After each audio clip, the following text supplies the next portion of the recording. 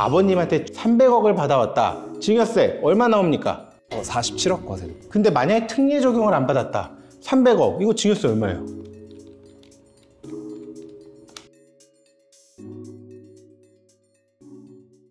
안 보면 망한다. 다솔세무TV. 안녕하세요. 오늘도 돌아왔습니다. 세무법인 다솔의 안원용 변호사, 이현종 세무사입니다. 자, 오늘은 지난 시간에 이어서 가업 승계에 관련돼서 상속 특례를 알아봤는데, 제가 지난번 말씀드린 것처럼 아니 돌아가실 때까지 기다리기도 그렇고, 그 다음에 아버지가 은퇴하고 싶으실 수도 있잖아요. 야, 이제 너가 대표하고 너가 주식 가져가서 이제 네 것처럼 열심히 해봐라 라고 기회를 주고 싶은데, 가업 상속 공제 될 때까지, 즉 돌아가실 때까지 기다릴 수는 없으니 그 부분에 대해서 미리 할 수 있도록 또 증여 특례가 있습니다. 즉 상속이 개시되기 전에 가업을 종사하는 거에 대해서 다 법인만 되는 겁니다. 주식을 증여했을 때 증여세 특례를 적용해서 세금을 적게, 그 다음에 연부연납도 길게 낮은 세율로, 공제액도 크고 해가지고 증여세 자체에 대한 부담을 좀 덜어서 가업을 종사할 수 있게끔 좀 유인책인 거죠. 그 증여특례가 있는데, 가업상속특례랑 가업증여특례가 요건이 굉장히 유사합니다. 하지만 또 헷갈리실 수 있으니까 반복해서 한번 또 피상속인 요건부터 하나씩 알아볼까요? 피상속인 요건 뭐가 있죠? 가업 증여 조세 특례 또한 피상속인 요건과 상속인 요건이 별도로 규정되어 있는데요. 피상속인의 경우에는 10년 이상 가업을 영위했어야 하고 그 업종이 세법에서 규정한 업종이어야 합니다. 더불어서 60세 이상이어야 한다라는 별도 규정이 있습니다. 상속인 요건에서는 또 중요한 게 뭐가 있죠? 상속인의 경우에도 18세 이상의 거주자여야 한다. 더불어서 증여일로부터 아까 이전에 상속공제는 2년 이내에 대표이사로 취임할 것이라는 규정이 있었는데, 이 증여특례 같은 경우에는 3년 이내 대표이사로 취임할 것을 규정해 두고 있습니다. 맞습니다. 근데 이제 제가 말한 것처럼 가업상속공제는 이제 600억까지 해서 공제를 싹 해주는 건데, 가업증여특례는 사실은 증여세가 나오긴 나와요. 하지만 공제액이 좀 크죠. 일반적으로 우리가 부모님이 자녀에게 증여할 때 공제액이 얼마죠? 5천만 원. 5천만 원인데 여기서는 무려 공제를 얼마 해주냐? 기본 공제가 무려 10억입니다. 10억. 자, 그럼 10억을 뺀다 치고 세율은 또 어떻게 되느냐? 세율이 어떻게 되죠? 증여세의 가장 최저 세율인 10%를 적용해서 과세를 하고 있습니다. 얼마까지? 120억까지 10%. 120억까지는 10%, 120억 초과는 20%. 20%죠. 과세를. 우리 상속증여세율이 아시지만 무려 1억까지만 10%고 5억까지가 20%예요. 30억 이상은 아시지만 50%입니다. 근데 지금 그 1억하고 5억에 적용되는 세율을 120억까지 10%, 120억 초과분을 20%, 세율에서 엄청난 혜택을 준 겁니다, 사실. 그렇죠? 그러다 보니까 사실은 증여세를 적게 내고 가져가라 이겁니다. 근데 제가 적다라고 표현을 했지만 아버님한테 주식을 증여받아 오는 게 300억을 받아왔다. 증여세 얼마 나옵니까?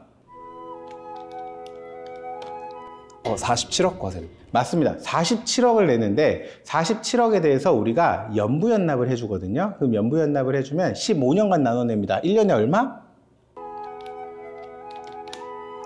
3억 정도를 내는 겁니다. 3억. 아, 이 3억 1년에 어떻게 냅니까? 하지만 주식 가치가 300억인 회사면 대표이사 급여를 3억을 잡을 수도 있고, 배당이 나오면 배당을 해도 되겠죠? 그러면 1년에 3억이 숫자는 크지만 솔직히 말씀드리면 대표이사 급여랑 배당 처리하면은 낼 수 있긴 해요.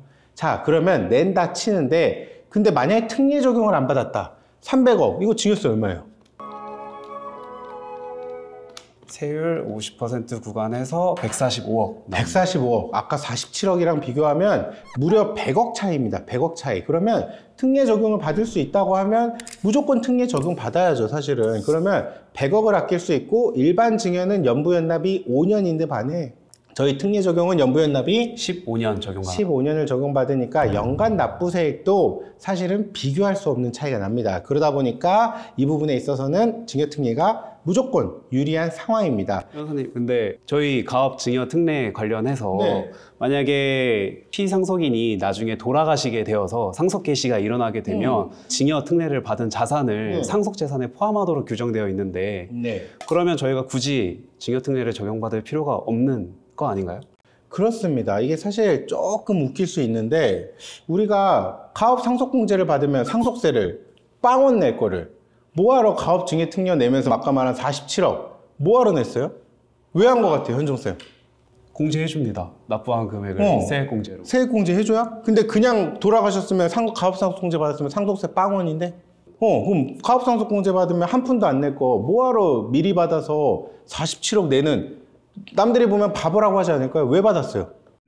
제가 만약에 납세자라면 앞서 저희 영상에서 언급했던 것처럼 이후에 세법이 개정된다라고 하면 상속공제를 받을 수 있는지 여부 또한 불확실하기 때문에 현재 상황에서 만약 징여특례를 적용받을 수 있다라고 하면 한번 고려를 해볼 것 같습니다. 더불어서 만약에 징여를 받게 된다라고 하면 그 징여 시점을 기준으로 해서 자산을 평가하기 때문에 이후에 이게 상속세에 포함이 되더라도 아마 자산 가치를 조금 낮게 평가받을 수 있지 않을까 싶습니다. 맞습니다. 여기 저희가 간과하면 안 되는 게 가업승계 우리 징여특례를 적용받은 거는 우리 상속인들 우리 돌아가시면 10년 이내 합산이라는 내용 다들 아실 텐데 가업승계 징여특례를 적용받으면 10년 지나면 합산 안 되나요? 기간 제한 없이. 그렇죠. 기간 제한이 없이 상속세 계산할 때 포함이 됩니다.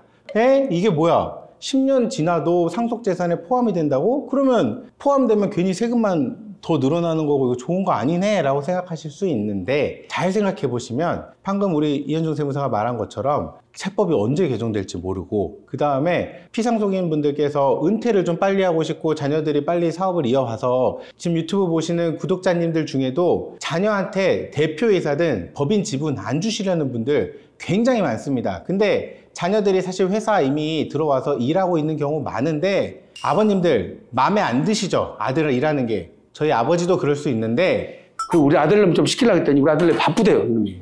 안 해요. 내가 말 미치겠어. 말을 안 들어. 근데 그게 마음에 안 들어도 사실은 자기 회사 같지 않아서 그럴 수도 있어요.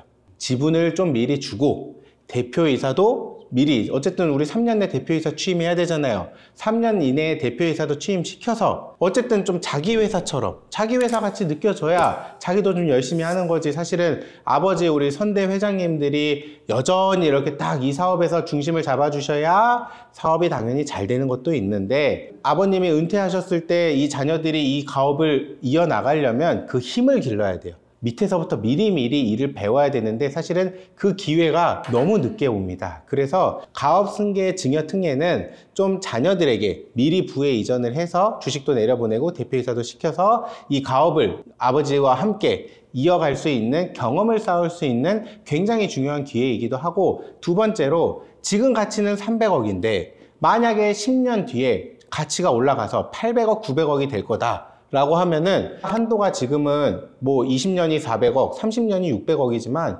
한도가 더 늘지 한도가 줄어들지는 아무도 모릅니다. 아무도 모르는데 가업상속증여특례가 만약에 영위기간이 20년으로 400억밖에 적용을 못 받으면 800억과 400억의 차이인 400억에 대해서는 원래 상속세를 내야 됩니다. 그러면 그 상속세가 얼마? 50%에서 100억.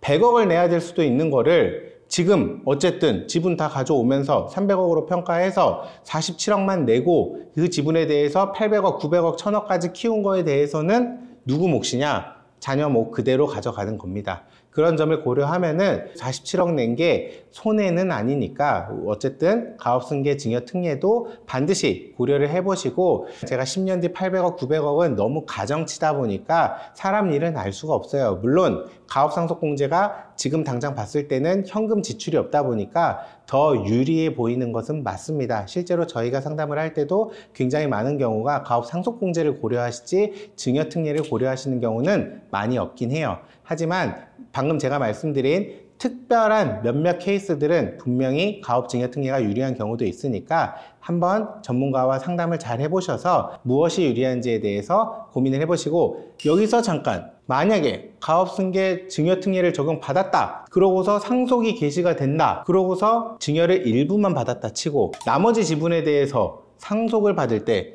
가업상속 공제 또 적용받을 수 있나요? 현재 세법에서는 적용받을 수 있다고 규정되어 있습니다. 맞습니다. 이게 합산이 되더라도 저희가 어쨌든 나머지 지분에 대해서 상속을 받게 되는 상황이 왔을 때 가업승계증여특례를 적용받은 사람이 상속 개시됐을 때 또다시 신고기한까지 가업상속공제를 적용받겠다라고 신청을 하면 가업상속공제를 또 적용받을 수 있는 거니까 이 두 가지는 중복해서 받을 수 있습니다. 그러니까 그 증여하는 지분도 전체를 할 것이냐, 절반만 할 것이냐, 이런 것도 전문가와 반드시 상의하셔서 얼만큼을 지분을 증여하는 게 좋을지 한번 상담을 꼭 받아보시고 그 요건을 위배하지 않도록 잘 관리하셨으면 좋겠습니다.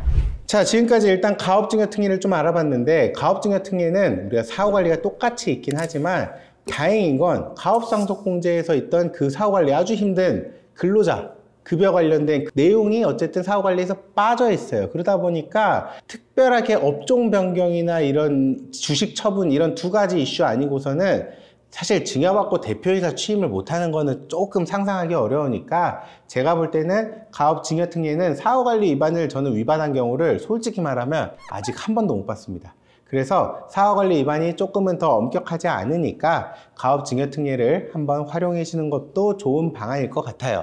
근데 변호사님, 저희 조세특례를 적용받기 위해서는 네. 업종 변경만 없으면 된다라고 말씀을 주셨었는데 네. 세법이 이번에 개정된 걸로 알고 있습니다. 맞습니다. 이제 저희가 업종 변경이 사실은 원래 중분류 내 변경을 허용되는데 대분류 내 변경까지 이제 허용하는 걸로 좀 열렸거든요. 업종 변경은 사실 조금 일반인들이 판단하시기 어려우니까 관련해서는 가업상속공제나 이런 가업증여특례를 적용해준 그 세무사님께 반드시 혹시나 업종 변경을 하신다고 한다면 반드시 상담을 해보시고, 제가 여기서 꼭 말씀드리는 거 뭐냐, 이 업종 변경이 사업자 등록증에 있는 그 뭐 업종을 바꾸고 이런 것만 생각하시면 안 돼요. 뭐를 꼭 고려하셔야 되냐, 업종은 주업종입니다. 매출액이 더 큰 게 주업종이에요. 사실은 저희 다솔 케이스긴 한데 오셨던 케이스예요. 가업상속공제를 적용받을 수 있는 걸 15년간 영위해왔어요.